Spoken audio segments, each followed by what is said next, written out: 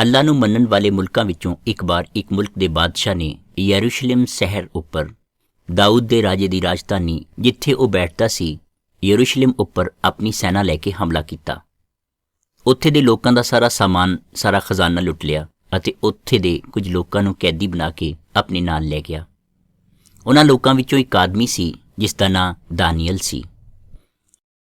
ਆਪਣੇ ਮੁਲਕ ਲੈ ਕੇ ਜਾਣ ਤੋਂ ਬਾਅਦ ਉਸ ਬਾਦਸ਼ਾਹ ਨੇ ਹੋਰ ਕਈ ਨਵੇਂ ਬਾਦਸ਼ਾਹ ਬਣਾਏ, ਜਿਨ੍ਹਾਂ ਵਿੱਚੋਂ ਹਜ਼ਰਤ ਦਾਨੀਅਲ ਵੀ ਇੱਕ ਬਾਦਸ਼ਾਹ ਸੀ।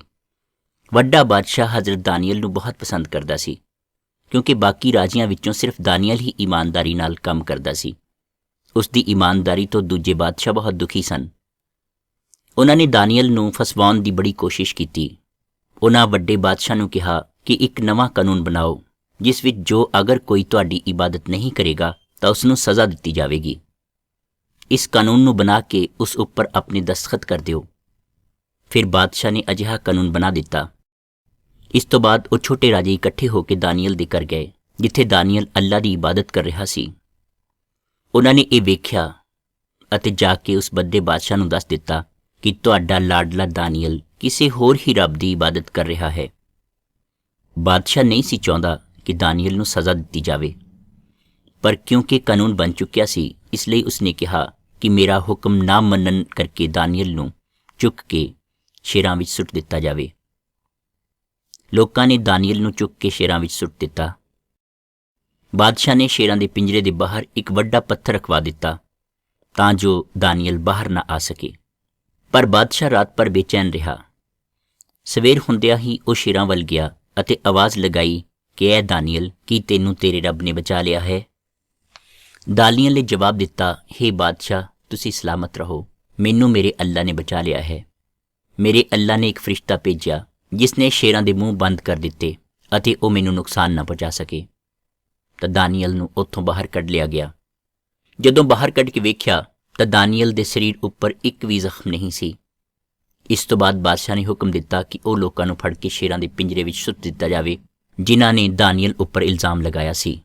ਜਿਵੇਂ ਹੀ ਉਹਨਾਂ ਨੂੰ ਸ਼ੇਰਾਂ ਵਿੱਚ ਸੁੱਟਿਆ ਗਿਆ ਤਾਂ ਸ਼ੇਰਾਂ ਨੇ ਉਹਨਾਂ ਨੂੰ ਧਰਤੀ ਉੱਪਰ ਲੱਗਣ ਤੋਂ ਪਹਿਲਾਂ ਹੀ ਨੋਚ ਲਿਆ। ਉਹ ਉਹਨਾਂ ਨੂੰ ਖਾ ਗਏ, ਇੱਥੋਂ ਤੱਕ ਕਿ ਸ਼ੇਰ ਉਹਨਾਂ ਦੀਆਂ ਹੱਡੀਆਂ ਵੀ ਚਬਾ ਗਏ। ਇਸ ਤੋਂ ਬਾਅਦ ਬਾਦਸ਼ਾਹ ਨੇ ਇੱਕ ਨਵਾਂ ਕਾਨੂੰਨ ਬਣਾ ਦਿੱਤਾ ਕਿ ਅੱਜ ਤੋਂ ਬਾਅਦ ਅਸੀਂ ਉਸ ਅੱਲਾ ਦੀ ਹੀ ਇਬਾਦਤ ਕਰਾਂਗੇ ਜਿਸ ਰੱਬ ਦੀ ਇਬਾਦਤ ਦਾਨੀਅਲ ਕਰਦਾ ਹੈ। ਉਹ ਸਦਾ ਰਹਿਣ ਵਾਲਾ ਸੱਚਾ ਰੱਬ ਹੈ ਅਤੇ ਬੇਸਹਾਰਿਆਂ ਦਾ ਸਹਾਰਾ ਹੈ ਅਤੇ ਉਸ ਰੱਬ ਦੀ ਰਿਆਸਤ ਅਤੇ ਰਾਜ ਕਦੀ ਵੀ ਖਤਮ ਨਹੀਂ ਹੋਵੇਗਾ। ਕੁਝ ਸਮੇਂ ਬਾਅਦ ਦਾਨੀਅਲ ਨੇ ਇੱਕ ਸੁਪਨਾ ਵੇਖਿਆ ਕਿ ਅੱਲਾ ਦਾ ਤਖਤ ਲੱਗਿਆ ਹੋਇਆ ਹੈ। ਉਸ ਤਖਤ ਦੇ ਆਲੇ ਦੁਆਲੇ ਬਹੁਤ ਸਾਰੇ ਫਰਿਸ਼ਤੇ ਖੜੇ ਹਨ। ਇਸ ਤੋਂ ਬਾਅਦ ਹਜ਼ਰਤ ਆਦਮ ਦੀ ਔਲਾਦ ਵਰਗਾ ਇੱਕ ਇਨਸਾਨ ਅਸਮਾਨ ਵਿੱਚੋਂ ਬੱਦਲਾਂ ਉੱਤੇ ਸਵਾਰ ਆ ਰਿਹਾ ਸੀ। ਫਿਰ ਅੱਲਾ ਨੇ ਉਸ ਨੂੰ ਸਾਰੇ ਅਧਿਕਾਰ ਦੇ ਦਿੱਤੇ ਅਤੇ ਹਰ ਭਾਸ਼ਾ ਅਤੇ ਹਰ ਕੌਮ ਦੇ ਲੋਕ ਉਸ ਦੇ ਅਧੀਨ ਹੋਣਗੇ।